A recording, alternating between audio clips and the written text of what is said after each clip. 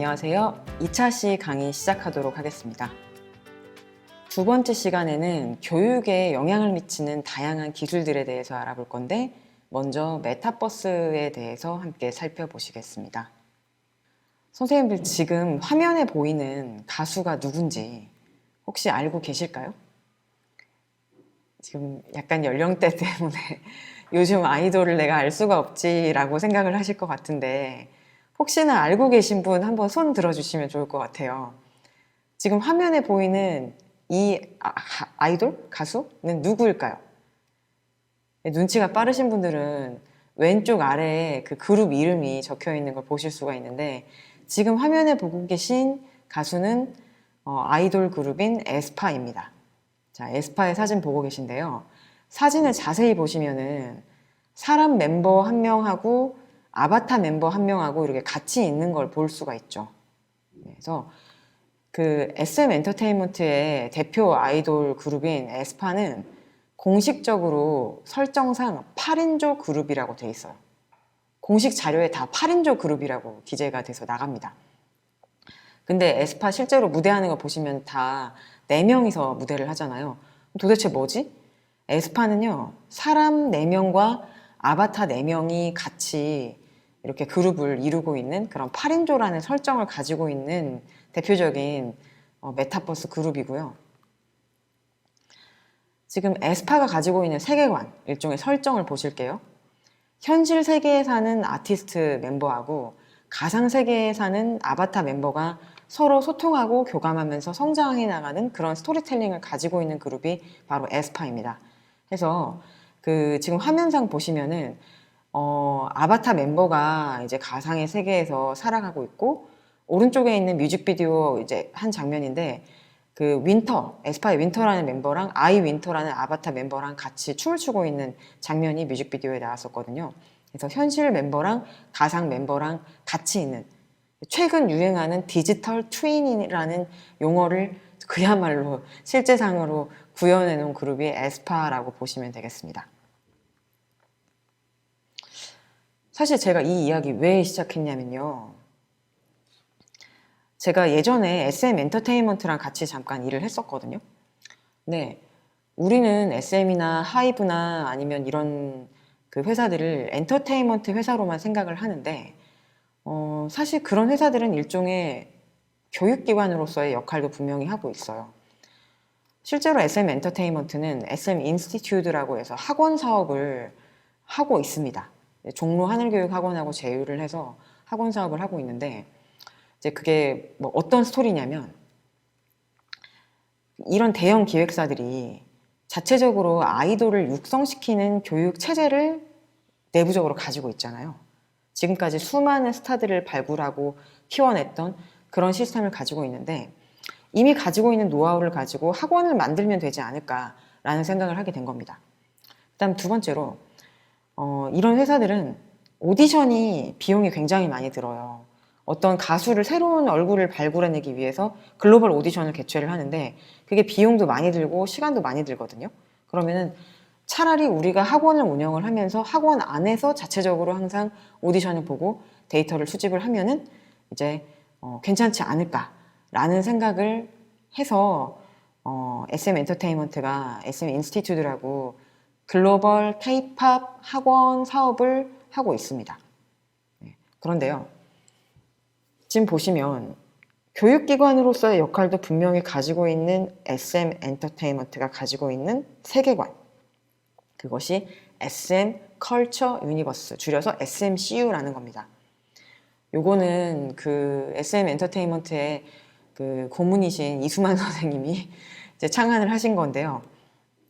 근데 이수만 선생님이 최초가 아니라 선생님들 마블 코믹스의 마블 그 유니버스? 마블 코믹스 유니버스라고 아시죠?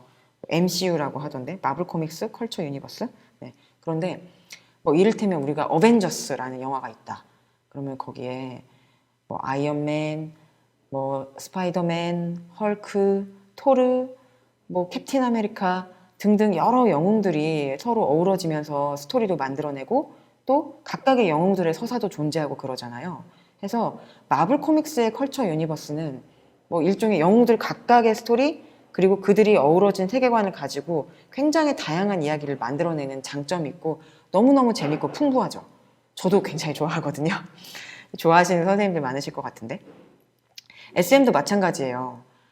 이 각각의 아티스트들이 따로 노는 게 아니라 서로 세계관을 공유함으로써 더 좋은 스토리를 만들어내고 이 팬들에게 더 많은 풍부한 컨텐츠 맥락을 제공하기 위해서 일종의 세계관을 공유하기로 세팅이 된 거죠. 근데 선생님들 이게 정말 많은 변화가 있어요. 여러분, 제가 지금 여기 계신 선생님들의 나이대를 뭐 연령대를 정확하게 가늠하기는 어렵지만 뭐 과거에 SM에 있었던 뭐 H.O.T, SS 이런 그룹들은 서로 엮이면 절대 안 돼. 혹시라도 스캔들이 날까봐 뭐 대기실도 따로 쓰고 서로 아는 체도 하지 않도록 하고 옛날에는 그랬다고 하더라고요. 그런데 요즘은 그렇지 않습니다. 컨텐츠가 서로 어우러져가지고 풍부한 이야기거리가 만들어지게 같이 예능도 찍고 콘서트도 하고 그렇죠. 그래서 이 SM 컬처 유니버스 보시면은 다양한 스토리텔링 콘텐츠를 통해서 아티스트와 그들의 음악을 표현해내는 것을 목표로 하고 있고요. 이 SM 컬처 유니버스의 첫 번째 주자가 바로 에스파입니다. 그래서 엑소, 레드벨벳, NCT 등 여러 가지 그룹들의 이 SM 컬처 유니버스를 집어넣어서 SM 가수들 그 노래 가사 들어보면은 뭐 광야 이런 표현이 나와요. 광야. 근데 저 들으면서 도대체 이게 무슨 말이야 라고 했는데 지금 화면에 보시는 아래쪽에 나와 있는 그림이 그 광야라는 게 표현된 NCT의 뮤직비디오 한 장면인데 광야라는 용어가 에스파가 가사에도 나오고 NCT 가사에도 나오고 막 그러거든요. SM 컬처 유니버스에 있는 어떠한 공간이 여러 아티스트들의 그런 노래 가사나 뮤직비디오에 계속해서 표현돼가지고 일종의 세계관을 다 표현하고 있는 거죠. 그리고 이것은 멀티 유니버스입니다. 우리가 MCU랑 비슷하게. 에스파의 세계관에서 또 돌아가는 스토리, 뭐 NCT의 세계관에서 돌아가는 스토리 이런 게 있습니다. 그리고 그게 서로 연결되기도 하고. 그런데요. 제가 이 이야기를 왜 했냐? 바로 메타버스 때문이죠. 최근 이제 서울시 교육청도 메타버스에 많은 관심을 가지고 서울형 메타버스를 교육 공간으로 구축하려고 하는 계획이 있으신 걸로 알고 있는데 이 메타버스가 우리 아이들에게 교육적으로 어떤 함의를 가지고 있을지 같이 알아보도록 하실게요. 자, 메타버스는 메타와 유니버스의 합성어입니다. 글자 그대로 보면은. 그러면 해석을 해보면은 메타라는 거는 초월하다라는 뜻이 있고 그 다음에 유니버스는 세상이라는 뜻이죠. 근데 단어적으로 그런데 사실 제가 생각했을 때 메타버스는요. 유니버스가 두 개인 거예요. 뭐냐면은 real universe랑 virtual universe랑 두 가지가 혼재되어 있는 게 메타버스입니다. 그래서 이와 관련돼서는 이제 저랑 같이 스쿨 메타버스라는 책을 쓰신 김상균 교수님이 메타버스에서는 대한민국의 뭐 가장 오리지널리티를 가지고 계신 분이죠. 그래서 지금 경희대에 계신 김상균 교수님 메타버스라는 책을 참조하실 수도 있겠고요. 관련돼 가지고 좀 자료를 저랑 같이 살펴보시면서 좀 얘기를 나눠보도록 하시겠습니다.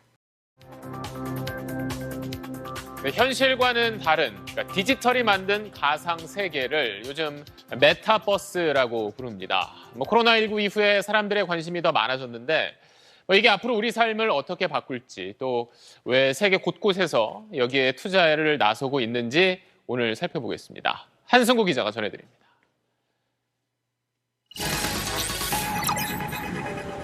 내가 만든 아바타로 살아가는 또 다른 세계.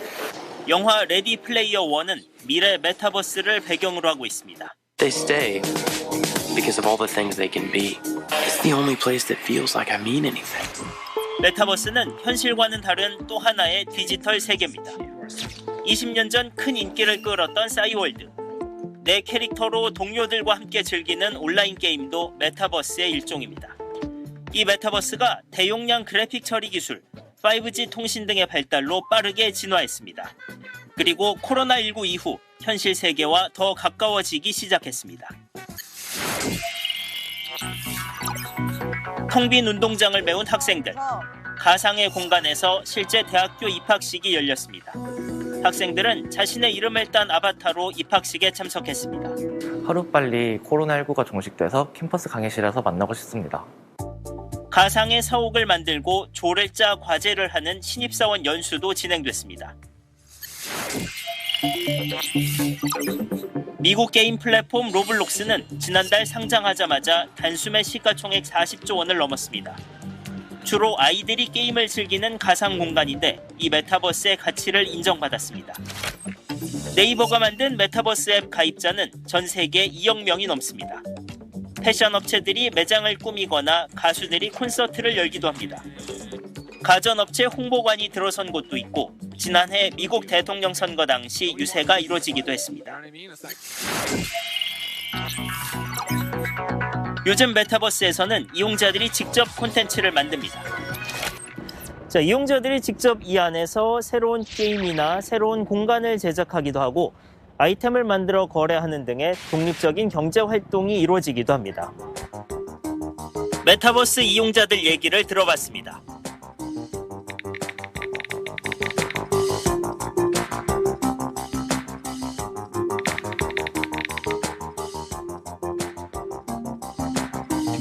세계적인 기업들도 앞다투어 뛰어들었습니다. 어떤 회사의 장비로 메타버스에 접속할 것인지, 어떤 회사가 운영하는 메타버스에 접속할 것인지, 그 안에서 어떤 콘텐츠를 제공할 것인지 치열한 경쟁이 벌어지고 있습니다. 더 실감나는 아바타 제작. 아바타 영화 같은 거 보셨으면 이제 거기에 되게 그 현실감 있는 아바타가 이제 나오는 거를 갖다가 뭐 다 경험을 해 보셨을 텐데 그런 것처럼 이제 가상 세계를 만들더라도 우리가 실감 있게 만드는 것이 굉장히 중요하거든요. 암호화폐를 이용해 가상과 현실 경제를 연결하려는 시도도 있습니다. 그 암호화폐를 유저들에게 소량을 지급하게 되고요. 해외에 있는 암호화폐 시장 아니면 국내에 있는 빗썸 같은 이제 거래소에 가면 다시 또 원화나 비트코인으로 변경할 수 있으니 2030년에는 VR, AR 시장 규모만 1,700조 원에 이르는 등 메타버스 관련 산업의 폭발적인 성장이 예상됩니다. 하지만 생각해볼 문제들도 있습니다. 가상 공간에서는 현실보다 더 폭력적이고 더 차별적인 행동을 할 가능성이 높습니다.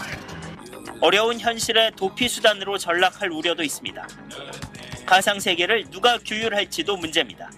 이걸 초월해서 사용자들이 살아가고 있는데 도대체 어떻게 세금을 측정할 것인지 다양한 범죄들이 발생하고 있는데 도대체 그 범죄는 그럼 기업, 메타버스 플랫폼 기업에 그냥 맡기면 되는 건지 아니면 정부가 개입을 할 거면 도대체 국적별로 그냥 개입을 해야 되는 건지. 코로나19와 함께 성큼 다가온 메타버스. 개인, 기업, 정부 모두 이 새로운 세상에 어떻게 대처해야 할지 고민이 필요한 때입니다. SBS 한승우입니다. 네. 메타버스와 관련된 뉴스 클립 하나 보셨는데요. 메타버스가 정말 많은 분야에 이제 퍼져나가고 있고 교육에서도 역시 메타버스를 활용하려는 시도들이 늘어나고 있습니다. 그런데 제가 메타버스와 교육 아주 깊게 들어가기 전에 한 가지 말씀드리고 싶은 게 우리가 메타버스라고 하면은 가상 세계에서 아바타를 가지고 아이들과 뭔가 활동을 하는 딱 그 종류만 생각을 하시거든요. 근데 그것만은 아니라는 얘기를 좀 드리고 싶네요. 앞서서. 뭐냐면은 메타버스의 근간이 되는 기술은 AR, VR 기술이거든요. AR과 VR을 가지고 실제 세계와 가상 세계를 연결시키려는 시도는 지난 최근 20년간 계속 지속적으로 이루어져 왔었고 여러분이 생각하는 메타버스 기술은 뭐 아바타를 가지고 최근에 방금 화면 보신 것과 같은 그런 것만 해당하는 것은 아니라는 말씀을 좀 드리고 싶어가지고 관련돼서 이제 구글의 기술을 좀 보실게요.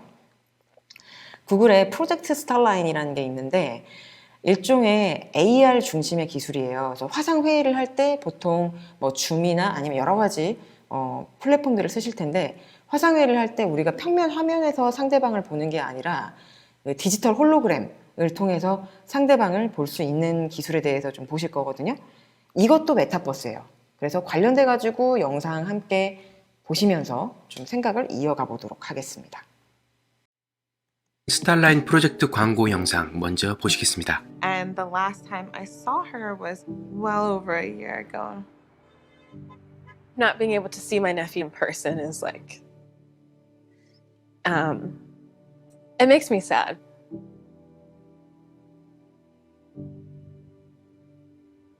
So imagine instead of looking at a screen, you're looking at a magic pane of glass. And through that glass, you're seeing another person on the other side. Hi. Can you see me? Say hi to Auntie. Oh my gosh, I love you. Eddie! So, you look beautiful. And then you just start having a conversation, just like you would if you were physically together. Like, I feel like you're here. This is wild. I can see that curl in your hair. But then you'll be saying, put on a little lipstick, Maury. There are really three breakthroughs coming together here. One is the ability to capture people as they are. The second is the ability to compress that information and send it over existing networks efficiently. And the third is the ability to render that person viewable through a three-dimensional display. So it really feels like you're talking with someone right in front of you. We see this as a first step at applying technology to solve that really important problem that we often want to be together and we can't. That was mind-blowing. I've seen a lot, but I've never seen this. It was like she was here. 현재 스타라인은 구글 내 몇몇의 오피스에만 공급되어 사용되고 있다고 하고 3가지 영역에서 시대를 앞서가는 기술적 혁신을 보여줍니다. 사람의 모습을 다양한 관점에서 그대로 캡처하기 위한 스페셜 카메라와 3D 모델의 엄청난 양의 데이터를 실시간으로 전송하기 위해 구글이 개발한 스트리밍 알고리즘과 압축 기술, 그리고 정말 사람이 바로 앞에 있는 것 같은 입체적인 이미지를 만들어내는 라이트 필드 디스플레이입니다. 스타라인 프로젝트가 상용화된다면 특히 요즘같이 리모트 컨퍼런스나 회의를 필요로 하는 기업이나 커뮤니티에 새로운 차원의 경험을 제공할 것 같습니다. 지금 스타라인 프로젝트 잠깐 보셨는데 구글의 미국 본사에 있는 사무실에 실제 있어요. 아직 한국에는 없는데요. 멀리 떨어져 있는 사람과 함께하고 싶은데 시공간적인 제약이 있을 때 지금은 평면 화면을 통해서 온라인 회의를 가지고 만나지만 이제 이 스타라인 프로젝트와 같이 일종의 AR 메타버스 기술이 이제 확산되면은 정말 멀리 있는 누군가를 생생하게 다시 볼 수 있는 그런 시대가 열리겠죠. 실제 지금 여러분이 살고 있는 우리 현 시대에 존재하는 기술입니다. 그러면은 메타버스가 단순히 화면 안에서 아바타가 움직이는 그런 정도의 기술이 아니라 AR, VR로부터 온 가상과 실제를 연결시키는 그런 기술이고 굉장히 오래전부터 이어져 오고 있다라는 내용을 좀 말씀드리기 위해서 지금 화면 통해서 이론적인 거를 아주 살짝 보실게요. 제가 오늘 어려운 얘기는 안 할 거고요. 그냥 근거를 말씀드리기 위해서 1994년에 밀그람 선생님의 이론인데 왼쪽 보시면은 Real Environment라고 되어 있는데 실제 세계, 그 다음에 맨 오른쪽에 Virtual Environment라고 되어 있는데 가상 세계가 있고 이게 하나의 선상에 있잖아요. 즉 실제와 가상은 연속선상에 있다라는 게 밀그람의 Mixed Reality 이론입니다. 그래서 MR 이론이라고 하는데 우리가 지금 메타버스에 대해서 가지고 있는 그런 생각이 1994년쯤부터 시작이 됐어요. 그래서 근데 사실 더 멀리 따지면은 뭐 공상과학 소설, 뭐 예를 들어서 피그말리온 그런 거에 대해서 다룬 뭐 고대 신화로부터 올라가면은 너무 먼 얘기니까 제가 구체적으로 이제 교육공학에 관련된 이론을 좀 보여드렸는데 이제 밀그람 1994년 밀그람의 이론으로부터 우리가 어느 정도 이제 교육에서의 메타버스의 AR, VR 관련된 이론을 좀 가져올 수가 있겠는데요. 자, 그러면은 밀그람 선생님의 이론을 실제적인 걸로 좀 변경해서 제가 이제 교육과 관련된 상황으로 예시를 지어서 보여드리면 바로 이겁니다. Virtual Continuum in Education이라고 제가 이제 제목을 영어로 해서 죄송해요. 그렇지만 아주 어려운 단어는 아니니까 한번 살펴볼게요. 제가 아까 실제와 가상이 한 연속선상에 있다라는 얘기를 계속 했는데 맨 왼쪽 거 보시면은 이제 Real Environment인데 우리가 실제 살아가고 있는 그런 환경, 일종의 아이들한테는 클래스룸이겠죠. 교실에서 뭔가 실제 배우고 만들고 활동을 하는 그런 것들이 이제 Real Environment이겠고요. 점점 오른쪽으로 가면 갈수록 가상이 늘어나는 겁니다. 그런데 두 번째 그림 보실게요. 지금 두 번째 그림은 요즘 미술관이나 박물관과 같은 비형식 교육기관에 가면 태블릿이나 스마트폰을 들어서 공룡이 튀어나오는 그런 것들이 있거든요. 그게 실제 세계에 가상이 조금 첨가된 거예요. 실제 세계가 훨씬 많고 거기에서 갑자기 튀어나오는 공룡만 가상인. 그거는 실제 가상이 좀 더 더해진 형태죠. 좀 더 오른쪽으로 간 거죠.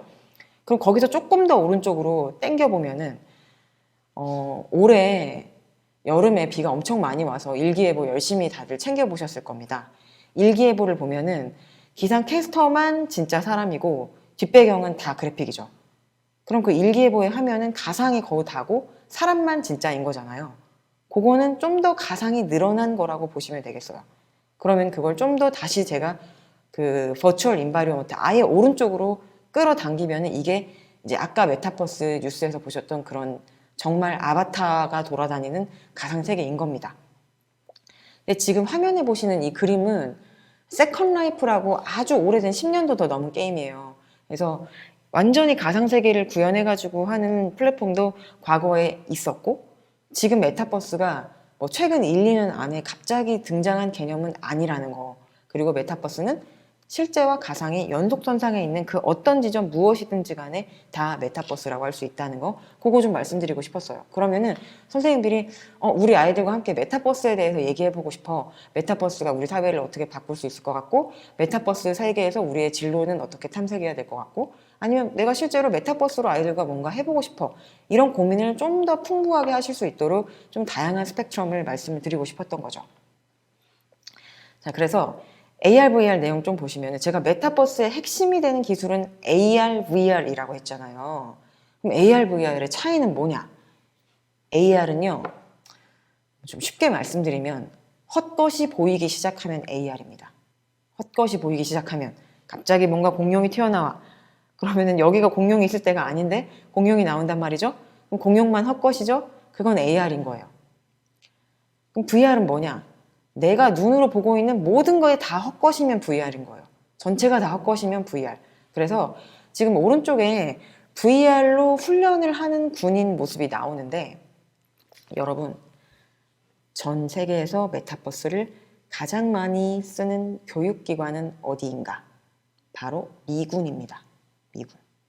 실제로 제가 메타버스 관련돼 가지고 이 무슨 육군 현대화 사업? 약간 그런 거, 제가 군대를 안 가가지고 군대에 대해서는 전혀 몰랐는데 이 군대에서도 최첨단 기술을 도입을 해가지고 군사 기술을 혁신하고 훈련을 혁신하고자 하는 노력들은 많이 합니다. 제가 기밀상 자세하게는 말씀드릴 수 없지만 저도 한번 계룡대에 초청받아가지고 갔었습니다. 그런데 미군이 메타버스 기술을 정말 많이 사용해요. 대표적으로 최근에 개봉했던, 최근은 아니죠. 여름에 개봉했던 그 탑건 매버릭, 톰 크루즈 아저씨 나온 거 그 영화 보시면은 공군이 아니죠. 거기 해군이죠. 해군이 이제 비행 조종 훈련을 하는데 다 그 시뮬레이션으로 훈련하는 거 영화상에서도 보셨을 거예요. 만약에 영화 안 보신 분들은 꼭 보세요. 너무 재밌습니다. 그런데 뭐 anyway AR, VR, 메타버스 기술을 가장 많이 쓰는 곳은 사실은 군대예요. 근데 왜 그럴까요? 일단 군대에서 메타버스 기술을 쓰면 첫째, 비용을 줄일 수 있습니다. 만약에 공군, 해군 이런 그 훈련을 하는데 모든 것을 다 실제로 한다라고 하면 돈이 진짜 많이 들겠죠. 그래서 비용을 줄일 수 있는 부분이 크고요. 두 번째로 안전합니다. 뭐냐면은 제가 군대에 간 적은 없지만 실탄 사격 훈련을 한다. 그러면은 거기서 위험성이 따를 거 아니에요. 근데 메타버스를 가지고 사전에 훈련을 하고 나서 충분히 익숙해진 다음에 실제 훈련에 들어가면은 좀 더 안전하게 훈련에 임할 수 있거든요. 그래서 이 비용과 안전성의 문제 두 가지에서 많은 장점이 있기 때문에 군대에서 메타버스를 많이 쓰고, 이제 세 번째로는 가상의 상황을 가정할 수 있어요. 예를 들어서 적진에 침투했을 때 돌발 상황이 생겼을 때 뭐 어떻게 할 것인가, 이런 시뮬레이션 훈련을 하는데 메타버스가 너무 유용해가지고 사실 군대에서는 굉장히 많이 쓰고 있습니다. 기밀적인 이유로 인해서 외부에 많이 오픈이 안 돼 있을 뿐이지. 그런데 여러분, 이 군대와 교육은 정말 가까운 관계예요. 혹시 알고 계셨나요? 큰 전쟁이 있을 때마다 교육이 비약적으로 발전했었습니다. 교육과 관련된 기술들이. 뭐 한 예를 들면은 2차 세계대전이 있었을 때 그 장교들에게 빠르게 외국어 교육을 시키기 위해서 그 군대에서 발달된 외국어 학습 기술들이 많거든요. 뭐 그런 식이에요. 그래서 군대가 어떻게 보면 훈련을 하는 기관이고 훈련은 교육의 일종입니다. 그래서 군대에서 시행하는 거는 교육의 일부분을 군대에서 시행을 하고 있고 군대에서 어떻게 기술을 쓰는지를 우리가 좀 참고를 하면은 교육 현장에 이렇게 도입될 수 있는 실마리가 있겠다라는 지점을 가져올 수 있다는 거죠. Look around. Technology is all around us. We use it in every aspect of our lives. It enables us to do amazing things. But what if we could go further? What if we could go beyond the screen? Where your digital world is blended with your real world. Now we can. This is the world with holograms. What will they enable us to do? New ways to visualize our work. I have an idea for the fuel tank. New ways to share ideas with each other. How are things going your end? I just put the images in OneDrive. Perfect. More immersive ways to play.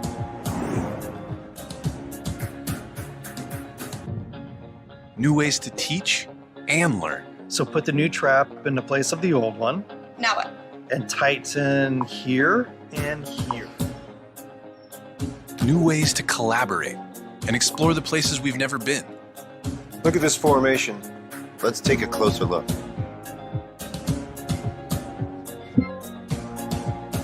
And new ways to create the things we imagine.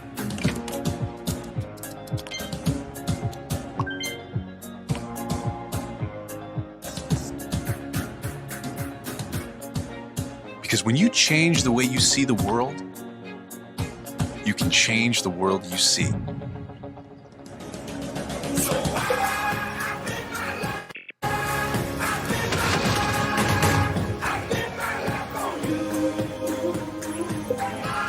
This is Microsoft HoloLens. 잠깐 영상 보셨는데요. AR, VR 그리고 이것이 세상에서 구현된 메타버스 기술이 앞으로 우리 실제 생활에서 어떻게 펼쳐질 것인지 또 그 내용을 구체적으로 잠깐 영상을 통해서 살펴보셨습니다. 자, 그러면은 제가 이제 overlay your content on your real world라는 표현을 썼는데 여러분의 세계에 가상이 연결되거나 또는 혼재되면은 과연 어떤 모습을 하고 있을지 좀 영화의 예를 들어서 보여드리고 싶어가지고 내용을 준비를 했는데요. 자, 제가 아이언맨의 한 장면을 가지고 왔습니다. 그래서 센서 디스플레이, 아이언맨이 이제 자비스를 딱 그 수트를 착용해서 자비스를 만나면은 여기서 각종 센서들이 막 디디디디 뜨면서 지금 현재 외부의 온도는, 습도는 뭐 그 다음에 지금 아이언맨 아크 원자로의 배터리는 하고 얘기를 막 해주죠. 그래서 외부 환경에 대해서 감지하는 거를 이렇게 쭉 펼쳐주는 그런 역할도 AR로 구현이 되고요. 그 다음 이것도 아이언맨의 한 장면인데 로케이션 어웨어니스, 야간 투시경 기능이죠. 그래서 쭉 비행을 하는데 지금 현재 지형 지물이 어떻게 되어 있는지 이제 보여주는. 그 다음에 컨택 어웨어니스, 이거는 만약에 자동차를 딱 봤을 때 얘는 뭐 얼마, 무슨 차종, 아니면 이 무기는 어떤 파괴력을 가지고 있고 이런 거를 명세를 드드드득 딱 리스트업 해주는 거. 저 사람은 누구고 뭐 이런 그런 컨텍스트 어웨어니스, 맥락에 대한 정보가 사물, 사람 다 가리지 않고 이제 보여주죠. 아이언맨에서는. 그리고 골 어웨어니스, 앞에 타겟, 적이 나타났다. 그러면은 초점 맞춰가지고 띡띡띡띡 하고 보여주는 그런 것도 AR로 다 구현이 되어 있고 해서 탑건에도 나오는데 자동으로 이 타겟을 트래킹을 해줘가지고 조종사가 미사일만 누르면은 알아서 발사가 이제 그 버튼만 누르면 알아서 조준이 돼서 발사가 되잖아요. 그런 것들. 그래서 실제 AR이 현재 세계에 합쳐진 거는 영화 아이언맨을 보면은 좀 힌트를 얻으실 수가 있어요. 그럼 아까 바로 직전에 영상에서 보셨던 뭐 그런 장비의 사례를 가지고 과연 AR, VR, 메타버스 기술이 교육에 어떻게 입혀질 수 있을 것인지 이제 그걸 좀 볼 건데요. 제가 좀 전에 메타버스가 가장 많이 도입된 데는 군대다. 근데 군대에서 많이 도입하고 있는 거는 뭐 비용, 그 다음에 뭐 안정성, 그 다음에 시뮬레이션, 이 기능 때문이다라고 말씀드렸거든요. 그럼 이 비슷한 유사한 상황은 뭐가 있을까요? 예를 들어서 용접을 하는 그런 위험한 실습이 있다. 그러면은 그걸 메타버스에서 해보고 실제 실습에 들어가면 안전하겠죠. 또는 의대에서 해부학 실습을 하는데 그것도 상당히 위험하기도 하고 비용도 많이 들고 학생들에게 정서적인 리스크도 커요. 뭐냐면은 제가 그 의대 교수님들한테 많이 하소연을 들은 건데 의대 학생들이 이제 예과에서 본과로 넘어가면서 더미를 가지고 실습을 처음 하게 되는데 그때 그 해부학 실습을 하는 거에 충격을 받아가지고 휴학을 하거나 아주 심하게는 내 길은 이 길이 아니다, 적성에 안 맞다고 그만두는 학생들이 아주 몇 년에 한 번씩 생긴대요. 의대 교수님들은 그게 너무 스트레스이신 거죠. 왜냐하면 엄청 뛰어난 인재들이 이 해부학 실습을 하는데 정서적으로 쇼크를 받아가지고 학업을 중단하는 그런 안타까운 사태가 있으니까. 그래서 의대에서 이런 메타버스 기술을 많이 사용을 해요. 해부학 실습을 하는데 가상으로 충분히 훈련을 한 다음에 익숙해지고 정서적으로도 안정성을 찾으면은 그때 실제 더미를 가지고 실습을 하는 그런 사례가 교육 분야에는 있고, 또는 크리에이티브한 분들, 뭐 가상으로 뭔가를 만들고 실제로 뭐 건축을 마인크래프트 안에서 뭐 건축물을 만들어보고 경복궁을 만들어보고 뭐 그런 것들 해서 지금 화면상 보이는데 의료나 아니면 크리에이티브한 교육 분야에서 많이 쓰고 있고요. 관련돼 가지고 잠깐 영상을 하나 보시겠습니다. The mixed reality of the HoloLens has the potential to revolutionize this education by bringing 3D content into the real world. Now, one of the biggest challenges for students learning anatomy is understanding the body in 3 dimensions and how all the different systems fit together. Using holograms, we can easily separate and focus in on individual systems. For example, we can focus in on the femur, and students can immediately see some of the types of fractures they may one day encounter in the clinic. Now, I can leverage all of these new capabilities while maintaining the important connection with my students. When we're both wearing a HoloLens, I can see what they're looking at, what they're interacting with. I can assess their progress, and they can communicate with me and each other naturally. For example, I can see if Michelle has a question in class, or whether Gwen has a question while learning remotely. Now, obviously, a cadaver doesn't move. This makes it difficult to see the way a living body actually works. 약간 영어로 진행됐어서 제가 부연 설명을 좀 드릴게요. 영상에 대해서. 그 메타버스를 볼 수 있는 그런 고글을 쓰면은 이제 그거를 OHMD라고 하거든요. 네, 그런 장비를 착용을 하면은 실제 해부학 실습과 관련돼 가지고 인체 모형이 나타나고 그 인체 모형을 가지고 뭐 뼈는 뼈 계층대로, 근육은 근육 계층대로, 피부는 피부 계층대로 분류해서 볼 수 있고, 내가 좀 더 심층적으로 살펴보고 싶은 부위를 확대하고 파고 들어가서 볼 수 있고, 각각의 부위들을 나눠가지고 또 나열해서 볼 수 있고, 내가 궁금한 지점에 이제 노테이션, 그러니까 메모를 달아가지고 뭐 교수님한테 질문을 하거나 친구들하고 그 자료를 공유할 수 있고, 이런 기능들을 잠깐 영상으로 보셨습니다. 실제 의대에서 활용하고 있는 모습이었고요. 그래서 우리가 메타버스라고 하면은 막 아바타를 가지고 어떤 가상 그런 환경에서 이제 활동하는 것만 생각하시는데 꼭 그것만 있는 건 아니다.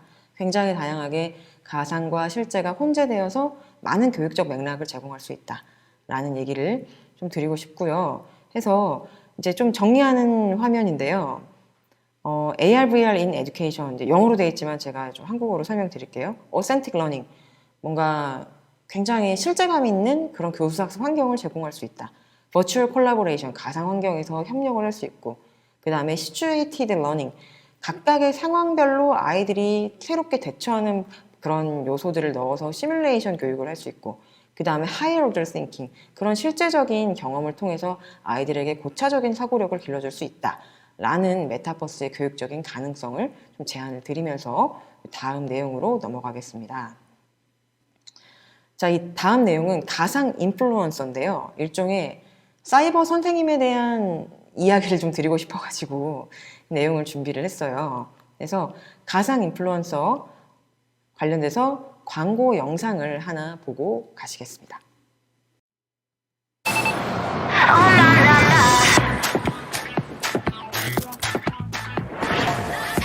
새롭고도 놀라운 라이프의 시작.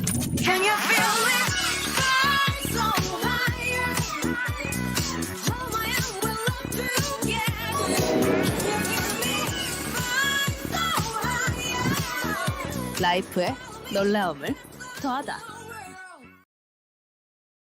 방금 광고 영상 하나 보셨고요.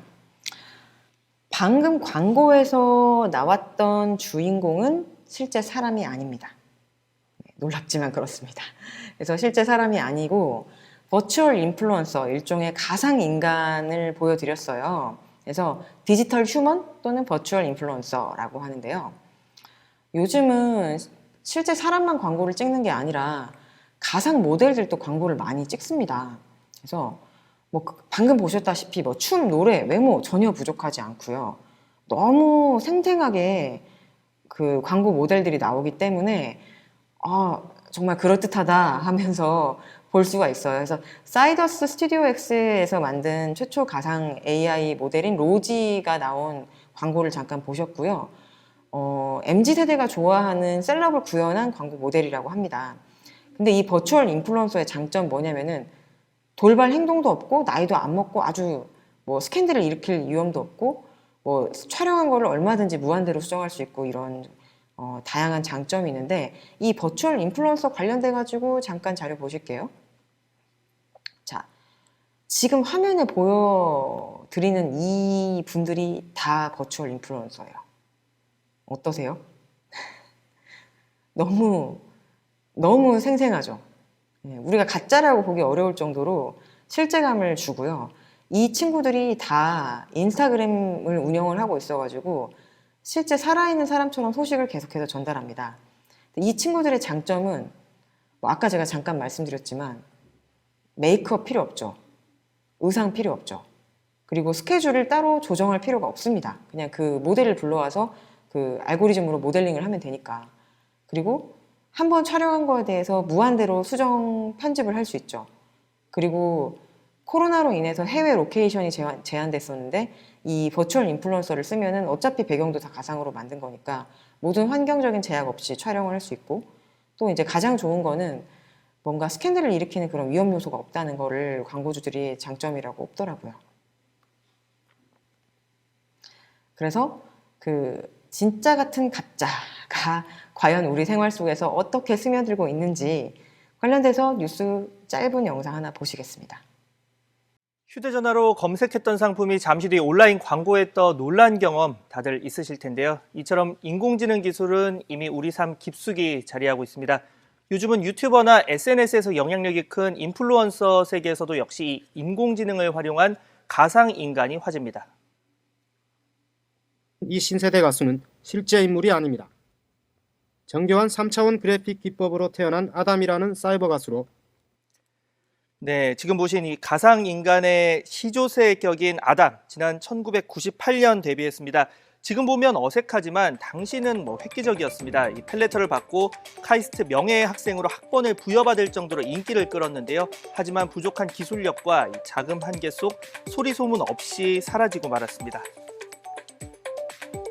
네, 지금은 어떨까요? 이 자신을 23살 여성 싱어송라이터라고 소개하는 인물의 인스타그램 계정입니다. 겉보기에는 일반인과 별 차이가 없어 보이죠.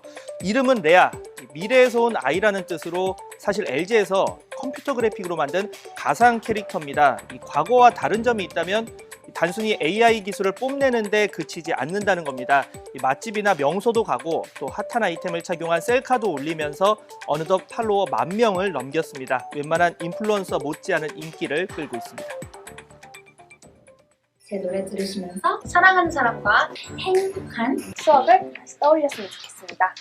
쑥스럽지만 구독과 좋아요 눌러주시고, 네, 지금 어색함이라고는 전혀 찾아볼 수 없지만 역시 이게 현실에는 없는 인물입니다. 이 팝송을 부르는 영상을 유튜브에 주로 올리는 22살 가상인간 루이리의 유튜브 채널인데요.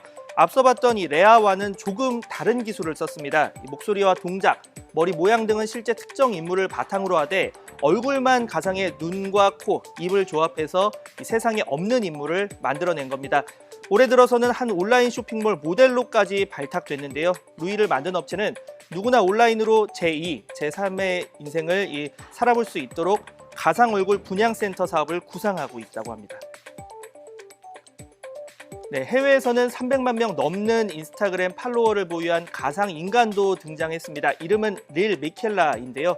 인스타그램의 특정 브랜드 옷을 입은 게시글을 올리는 대가로 900만 원 받고 있고, 또 2019년 한 해 벌어들인 수입만 130억 원에 달할 정도라고 합니다. 다만 이 같은 인공지능 기술을 오남용하는 것에 대해서 우려 역시 꾸준히 제기되고 있습니다. 인공지능 챗봇 이루다의 사례가 대표적인데요. 이 사람과 비슷한 행동을 하기 위한 데이터 수집 과정에서 정보 유출 논란, 여기에 각종 혐오 발언까지 문제가 됐습니다. 또 이 가상인물의 특정 얼굴을 합성하는 이 딥페이크는 자칫 성착취 영상물과 같은 성범죄에 악용될 수 있다는 우려도 끊이지 않고 있습니다. 이런 가운데 정부도 본격적인 움직임에 나섰습니다. 지난달 말 개인정보보호위원회가 AI 개발 과정에서 개인정보 침해를 막기 위한 가이드라인을 공개한 가운데 방통위 역시 올해 관련 윤리규범 실행 지침을 마련하겠다는 입장입니다. 네, 가상 인플루언서에 대한 영상 자료 보셨는데요. 이렇듯이 우리 생활 속에 꼭 실제하는 사람이 무언가를 전달해야 되는 시대는 지난 것 같습니다. 가상 환경과 실제 환경이 연속선상에 있으면서 실제 가르치는 사람 또는 내용을 전달하는 콘텐츠 인플루언서마저도 가상으로 만들어내서 우리가 함께 살아가는 그런 시대가 됐고요. 마지막 부분에 잠깐 언급이 됐는데 이 AI 기반의 가상 인플루언서들이 활동하는 데 있어서는 분명히 윤리 기준이 필요합니다. 뭐냐면은 어쨌든 실제 없는 사람이고 없는 그래픽이잖아요. 또는 뭐 챗봇 이루다와 같이 실제로는 없는 사람입니다. 근데 이걸 바라보는 우리 아이들과 사람들은 이걸 진짜라고 생각을 하고 어느 정도 몰입감을 가지고 응대를 하거든요. 그러면은 그 상황에서 발생될 수 있는 여러 가지 간극이 있고 윤리적인 문제가 있는데 요거는 제가 이 다음 시간에 조금 더 다뤄드릴 거여가지고 일단은 가상 인플루언서 관련돼 가지고 뭔가 방송 윤리가 필요하고 또는 인공지능 윤리가 필요한 부분이 있다. 이번 시간에는 이 정도만 알고 넘어가셔도 될 것 같습니다. 제가 이 내용은 다음 시간에 조금 더 다룰 거라서 그렇고 조금만 더 하고 이제 쉬도록 할게요. 네, 마지막 파트인데 NFT를 통한 디지털 소유권의 변화 이 내용 좀 하겠습니다. 제가 이 내용을 할까 말까 고민을 굉장히 많이 했어요. 뭐냐면은 NFT 기술이 다소 생소하고 과연 이게 교육하고 어떤 관련이 있을까 그런 생각을 하실 것 같아가지고 이걸 선생님들한테 전달을 할까 말까 고민을 하다가 그래도 새로운 기술이고 우리 미래 사회를 살아갈 아이들에게는 꼭 필요할 수 있겠다 하는 생각이 들어가지고 내용을 준비를 했습니다. 그래서 같이 살펴보도록 하시겠습니다. NFT는 무엇의 줄인 말이냐면요. 지금 보면 대체 불가 토큰이라고 나오죠. 말 자체가 굉장히 어렵죠. 그래서 차근차근 설명드릴게요. NFT는 블록체인 암호화 기술로 만들어진 일종의 인증 기술입니다. 인증서 또는 그 인증서를 만드는 기술 그 자체를 NFT, 둘 다 그렇게 얘기를 하는데요. 이게 선생님들이 NFT랑 가장 헷갈려 하시는 게 뭐냐면 가상화폐랑 많이 헷갈려 하세요. 예, 그래서 가상화폐처럼 뭔가 내가 NFT를 뭐 구입을 해가지고 뭐 보유를 해서 그게 뭐 화폐와 같은 가치를 가지고 있는 게 아닌가 하는 생각을 하는데 그거랑은 약간 다릅니다. 약간 달라. 그치만 공통점도 있어요. 그래서 좀 설명드릴게요. 일단 블록체인 기술은 위변조가 불가능한 여기 지금 두 번째 줄에 나와 있는데 고유의 값을 가지고 있어서 다른 걸로 대체할 수 없고 위변조가 불가능하다. 요거는 블록체인 기술로 만들어진 모든 것의 공통적인 특성이에요. 그래서 NFT도 이런 암호화 기술을 통해서 만들어졌기 때문에 디지털상으로 주고받고 거래하기가 편하지만 아주 강력한 블록체인 기술을 기반으로 되어 있기 때문에 위변조가 불가능하다라는 성격을 가지고 있는 거. 여기까지는 가상화폐랑 성격이 똑같죠. 네. 근데 일단 제가 가상화폐 얘기 먼저 약간 드릴게요. 우리가 화폐라는 것이 성립을 하려면은 몇 가지 조건이 있어야 돼요. 화폐라는 게 성립하려면은 첫 번째로는 발행하는 주체가 한정되어 있어야 되고 그 주체가 발행하는 화폐가 고유성을 가지고 있어야 됩니다. 좀 쉽게 설명드리면은 대한민국에는 한국은행이 있죠. 한국은행에서만 돈을 찍어내잖아요. 그리고 한국은행에서 찍어내는 돈을 우리가 위변조할 수가 없습니다. 그게 사회적으로 다 공통된 함의가 있고 그거에 따라서 우리가 화폐를 사용할 수 있는 거거든요. 그래서 기본적으로 화폐적인 기능을 하려면은 발행 주체가 명확해야 된다. 발행 주체가 공신력이 있어야 된다. 거기서 발행되는 그 어떤 것이 위변조가 불가능해야 된다. 이런 세 가지 속성이 있는데 그래서 화폐의 역사는 은행의 역사와 함께 시작된다고 보시면 되겠어요. 자, 일단 그러한데 그러면 암호화폐도 그런 속성을 가지고 있단 말이죠. 그러한데 NFT는 도대체 뭐가 다르냐? 일종의 예를 들어서 도서관에 있는 책이 있고 그 다음에 그 도서관에 지금까지 누가 대출을 했고 현재 누가 대출 중인지 라는 게 붙어있는 옛날에 책 보면 도서관 열람 카드가 끼워져 있었잖아요. 자, 그래서 우리가 디지털로 만들어진 예술 작품을 NFT로 발행해서 소유권을 나눠 가진다 라는 상황에서 디지털 아트는 도서관에 있는 책이에요. 그런데 NFT는 그 책을 일종의 잘게 쪼갠 게 아니라 소유권이 그 목록에서 지정된 열람 카드라고 보시면 돼요. 이게 아주 달라요. 선생님들이 뭐 미술 경매를 디지털 아트를 미술 경매를 해서 NFT를 내가 뭐 나눠 가졌다. 내 NFT 지갑에 얼마만큼의 NFT가 들어왔다라고 하면은 마치 가상화폐처럼 생각하시는데 그건 아니에요. NFT는 소유권을 대리하는 인증서일 뿐 그 작품 그 자체는 아니다. 그래서 제가 NFT에 대해서 공부를 하다가 가장 아하했던 예시가 일종의 족보라는 표현이었어요. 자, 보시면은 우리가 족보가 적혀져 있는 그 책 자체는 뭐 사실 중요하지 않잖아요. 족보 안에 들어가 있는 기록, 내가 어느 집안의 몇 대 손이야 라는 그런 일종의 증명용으로 족보를 우리가 발행을 하는 거죠. 그래서 족보는 그 책자 자체에 가치가 있는 게 아니라 내가 몇 대 손이야 라고 써져 있는 거를 그게 기록돼 있고 내가 몇 대 손이야 라는 거를 어딘가에 증명할 수 있는 그런 기록으로서의 가치가 있는 게 족보거든요. NFT가 바로 그거라고 생각하시면 돼요. 뭐 가상 디지털 작품을 뭐 디지털로 뭐 만들어서 파일 만들어서 픽셀로 쪼개 가져서 비트코인처럼 나눠가는 이 개념 아닙니다. 소유권에 대한 개념입니다. 약간 어려웠지만 그래도 이해가 되셨죠? 네. 그래서 최근에 작품들이 NFT로 정말 경매가 많이 돼요. 그래서 뭐 지금 이 자료는 조금 된 자료이긴 한데 미술 작품의 경매가 순위를 보고 있는데 오프라인에서 거래되는 경매가 순위에 못지않게 NFT로 작품들이 발행되어서 서로 주고받고 소유권을 나눠 가지고 있습니다. 누구나 디지털 작품을 NFT로 발행받아서 소유할 수 있는 그런 시대가 됐고요. 그런데 저는 이게 어떻게 보면 예술의 대중화에 기여를 한다라고 생각을 하고 누구든지 예술 작품의 소유권을 가질 수 있다는 점에서 주체성을 준다라는 생각이 드네요. 자, 그러면은 요 사례 하나 보시고 이제 잠깐 쉬시도록 하겠습니다. 제가 좀 좋아하는 선생님이 올려주신 사례인데 과연 그럼 NFT랑 교육을 어떻게 연계할 것인가 굉장히 궁금하시죠? 요 선생님은 교실에서 아이들이 협동 미술 작품을 만드는 일들이 한 번씩 있잖아요. 그러면은 한 조각씩 이제 전체적으로 스케치는 커다랗게 그리고 그걸 이렇게 칸을 나눠가지고 사람 수만큼 칸을 나눠서 한 칸씩 아이들이 색칠을 하고 표현을 하는 그런 협동 미술 작품 많이들 보셨고 어렸을 때 직접 해보셨을 것 같은데요. 그 선생님이 한 반에서 이제 협동 미술을 하고 나서 그거를 이제 그 스캔을 하든지 사진을 찍든지 디지털로 변환을 해서 NFT로 발행을 한 거예요. 그래서 모든 학생들에게 NFT 지갑을 만들어 주셨고 요즘은 NFT 지갑이 뭐 크게 어려운 기술도 아니고 크롬 웹브라우저에 자기 구글 계정으로 로그인만 하면은 NFT 지갑을 누구든지 만들 수 있습니다.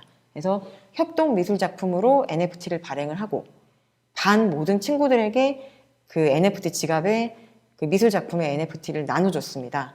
그래서 전자지갑에 다 나눠줬고 아이들에게 우리 졸업하고 20년 후에 다시 만날 건데 이 NFT 지갑에 있는 NFT 가지고 다시 만나자 라고 아이들과 약속을 했다고 합니다. 굉장히 재밌는 사례죠.